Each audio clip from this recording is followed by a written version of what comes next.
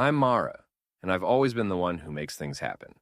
The one who pays the bills, books the flights, reserves the tables, and ensures everyone has what they need. I funded the family reunion in Cape Cod last summer.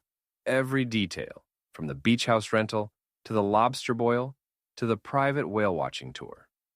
Yet, when we gathered for dinner on the first night, my sister Elise looked across the table, her wine glass catching the candlelight, and said, "This isn't your show, Mara.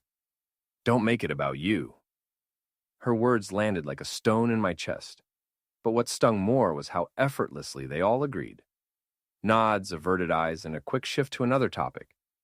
They wore matching sweatshirts with Family Forever 2024 scrawled across them, but mine was missing from the pile.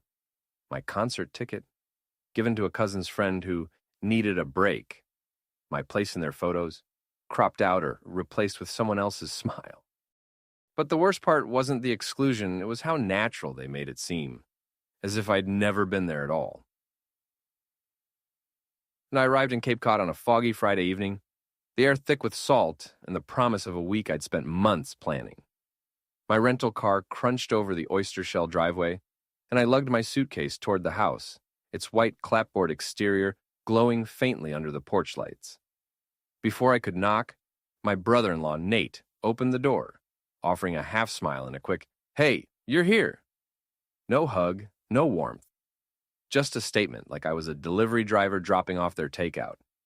Inside, Elise was arranging charcuterie boards, her daughter Lila snapping photos for her Instagram, and my mother, Diane, was fussing over the table settings. No one looked up. The house was stunning.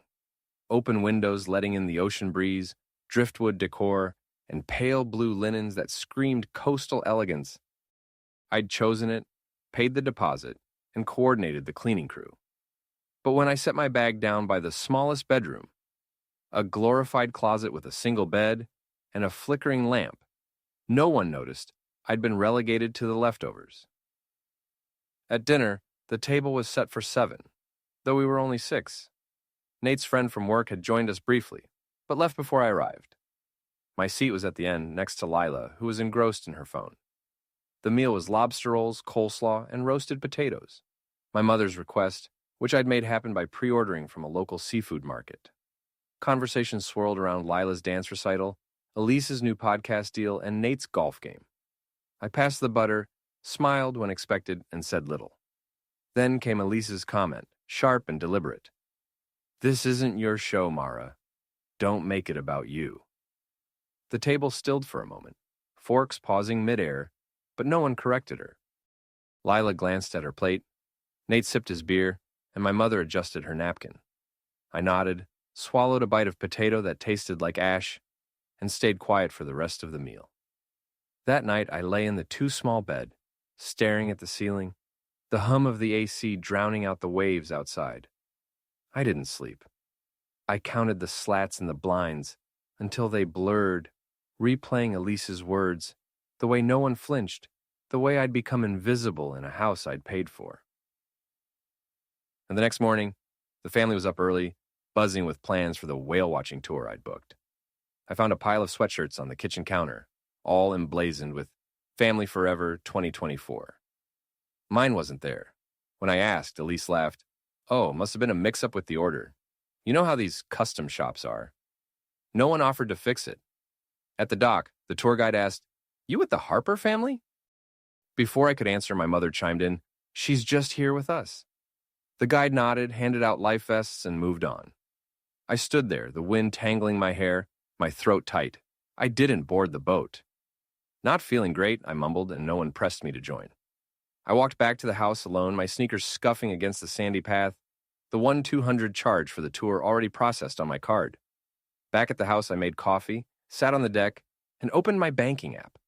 The charges stared back at me. $3,500 for the house deposit, $600 for groceries, $200 for Lila's new bike rental. All mine. All unacknowledged.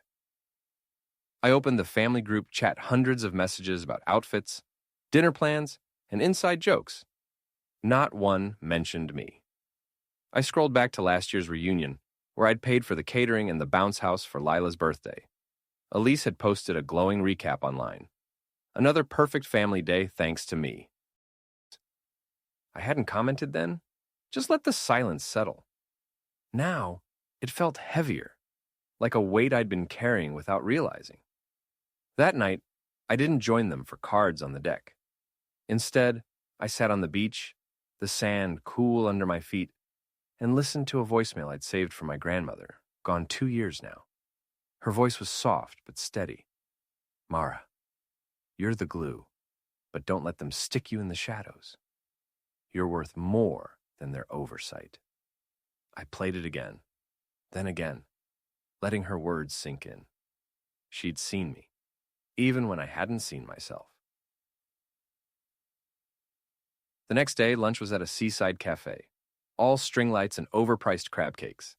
Elise picked it, calling it so authentic. When the check came, $387. 22, Nate slid it toward me with a grin. You've got this, right, Mara? You always do. Lila clapped and said, Aunt Mara pays for everything. My mother nodded, her smile warm but expectant. You're so good to us. I paid, like always. But this time, I saved the receipt, tucking it into a mental folder I'd started calling Invisible Contributions. That evening, Elise posted a carousel of photos, the family laughing on the boat, toasting at lunch, riding bikes along the boardwalk. I wasn't in a single one. A commenter asked, Where's Mara? The comment disappeared within minutes. I added my own. Guess the photographer doesn't make the cut. It was gone before I could refresh the page. I walked to the edge of the beach, the moon high and bright, and sat on a piece of driftwood. The waves whispered secrets they'd never tell. I opened my phone and started a note, not for them, but for me. You're not invisible. You're just in the wrong story. The breaking point came on the third day. The family was buzzing about a concert I'd planned. 6 tickets, front row seats, 900 total, all on my card. I overheard Elise in the kitchen assigning seats. Nate and I up front, Mom and Lila behind us. And we gave the extra to that guy from the marina. Mara's not really into music, right? I stepped in, voice steady. Where's my seat? Elise blinked, then laughed. Oh, we thought you'd sit this one out. You've been so quiet. My mother added, You didn't seem interested, dear. I didn't argue. I opened my banking app, showed them the 900 charge. This says I'm interested. No one spoke. I walked upstairs, packed my bag, and found it moved to a storage closet, replaced by Nate's golf clubs. A note from my mother read, Needed the space. Love you. I booked a flight home for the next morning, then logged into the family's shared financial dashboard. One by one, I removed my name from every account, lodging, groceries, streaming services, even the concert tickets. I clicked Leave Folder and felt nothing but clarity. The final morning, I woke before dawn, the house still asleep. I left a note under the coffee pot. I've paid my share. Now I'm keeping it. I didn't slam the door. I didn't need to. The Uber to the airport took the long route, the ocean glinting under the rising sun. I didn't look back. By the time I landed in Boston, my phone was alive with their panic. Elise, the grocery order failed. Fix it. My mother, Mara, this isn't you. Call me. Nate, the rental car got declined. What did you do? I deleted the thread without replying. At home, I brewed coffee in my own mug, sat in my own silence, and opened a new note. I'm not the problem. I'm the foundation they forgot to thank. Weeks later, I found a flyer for a solo kayaking retreat in Maine. I signed up, no hesitation, no need for approval. My card, my choice, my peace. I passed a family in the park one day, laughing over ice cream, and I didn't ache for what I'd left. I'd built my own peace, brick by brick, on ground no one else could claim. If you've ever been the one who shows up, who pays, who plans, only to be written out of the story, I see you. Have you ever had to walk away to find yourself? Drop a comment type 1 if this hit home, or tell me your city.